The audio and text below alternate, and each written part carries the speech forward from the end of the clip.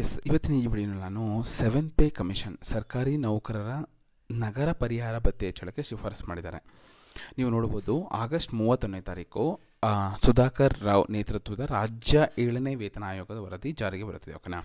So ಆಯೋಗ ತನ್ನ 558 ಪುಟಗಳ ಸಂಪುಟ 1ರ ವರದಿಯಲ್ಲಿ ವೇತನ ಭತ್ಯೆಗಳ ಹೆಚ್ಚಳಕ್ಕೆ ರಾಜ್ಯ ಸರ್ಕಾರಕ್ಕೆ ಹಲವು ಶಿಫಾರಸುಗಳನ್ನು ಮಾಡಿದೆ.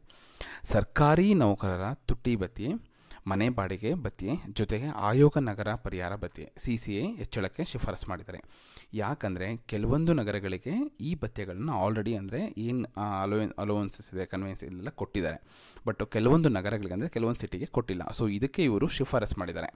ನೀವು ನೋಡ್ಬೋದು, ನಗರ ಪರಿಹಾರ ಭತ್ಯೆ ಅಂದರೆ CCA ಅಂತ ಹೇಳ್ತಾರೆ. ಈ ಭತ್ಯೆಯನ್ನು ನಿರ್ದಿಷ್ಟ ನಗರಗಳಲ್ಲಿ ದುಬಾರಿ ಜೀವನ ವೆಚ್ಚಕ್ಕೆ ಪರಿಹಾರವಾಗಿ ಮತ್ತು ವಾಸಸ್ಥಳದಿಂದ ಕಚೇರಿಗೆ ಪ್ರಯಾಣಿಸಲು, ಅಂದರೆ ಏನು ನಾವು ಇದ್ದೀವಿ ವಾಸ ಮಾಡ್ತಿದ್ವಿ ಅಲ್ಲಿಂದ ಆಫೀಸ್ಗೆ ಹೋಗೋದಕ್ಕೆ ಹೆಚ್ಚುವರಿ ವೆಚ್ಚವನ್ನು ಭರಿಸಲು ನೀಡಲಾಗುತ್ತದೆ. ಸಾಮಾನ್ಯವಾಗಿ ಜೀವನ ವೆಚ್ಚದಲ್ಲಿನ ಏರಿಕೆ ಮತ್ತು ವಿಶೇಷವಾಗಿ ಪ್ರಯಾಣ ದರಗಳು ಹೆಚ್ಚಾಗುತ್ತೆ. ಕರೆಕ್ಟ್.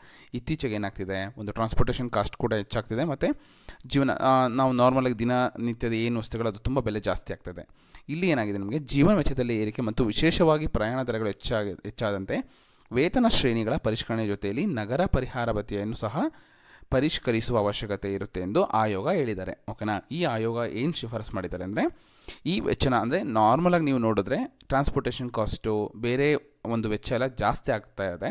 ಸೊ ನೀವು ಈ ಭತ್ಯೆಯನ್ನು ಸಹ ಅಂದರೆ ಜಾಸ್ತಿ ಮಾಡಬೇಕು ಅಂದರೆ ಪರಿಷ್ಕರಿಸುವ ಅವಶ್ಯಕತೆ ಇದೆ ಎಂದು ಆಯೋಗ ಶಿಫಾರಸು ಮಾಡಿದ್ದಾರೆ ಗೌರ್ಮೆಂಟ್ಗೆ, ಕರ್ನಾಟಕ ಸರ್ಕಾರಕ್ಕೆ.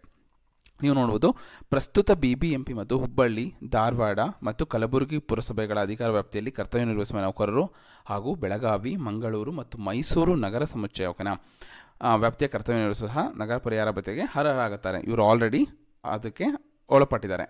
ಬಟ್ ಇಲ್ಲೇನಾಗಿದೆ, ಶಿವಮೊಗ್ಗ, ದಾವಣಗೆರೆ, ತುಮಕೂರು, ವಿಜಯಪುರ ಮತ್ತು ಬಳ್ಳಾರಿ ನಗರಗಳು ಸಹ ನಗರ ಪರಿಹಾರ ಭತ್ಯೆ ವ್ಯಾಪ್ತಿಗೆ ತರಬೇಕೆಂದು ಮನವಿ ಮಾಡಲಾಗಿದೆ. ಈ ಆಯೋಗದ ಮೂಲಕ ಅಂತ ಮನವಿ ಮಾಡಿದ್ದಾರೆ. ಓಕೆನಾ.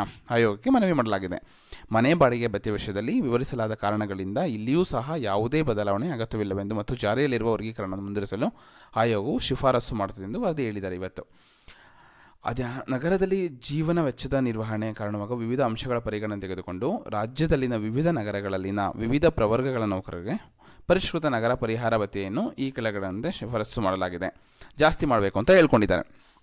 ವರ್ಗ A ಮತ್ತು B ಬೃಹತ್ ಬೆಂಗಳೂರು ಮಹಾನಗರ ಪಾಲಿಕೆ ಜಾರಿಯಲ್ಲಿರುವ ₹600 ಮಾಸಿಕ ರುಗಳಲ್ಲಿ ಶಿಫಾರಸು ಮಾಡಲಾದ ದರ ₹900ಗೆ ಶಿಫಾರಸು ಮಾಡಿದ್ದಾರೆ.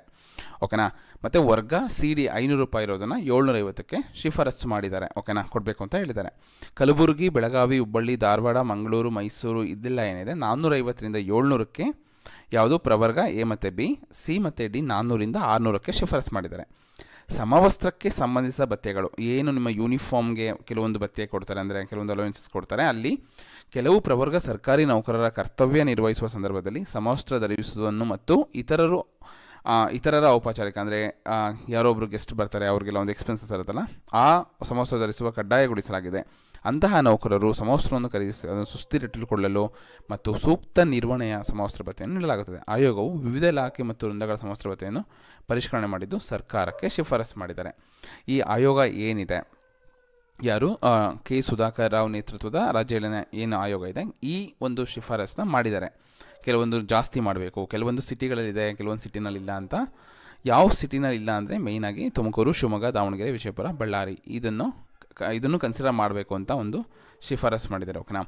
ಸೊ ಇದೇ ರೀತಿ ಹೆಚ್ಚಿನ ವೀಡಿಯೋಗಳಿಗಾಗಿ please subscribe my YouTube channel. ಇದರಲ್ಲಿ ನಿಮ್ಗೆ ಏನಾದರೂ ಡೌಟ್ ಇದ್ದರೆ ಈ ವಿಡಿಯೋಗೆ ಕಮೆಂಟ್ಸ್ ಮಾಡಿ, ನಾನು ನಿಮಗೆ ತಿಳಿಸ್ಕೊಡ್ತೀನಿ. Thank you.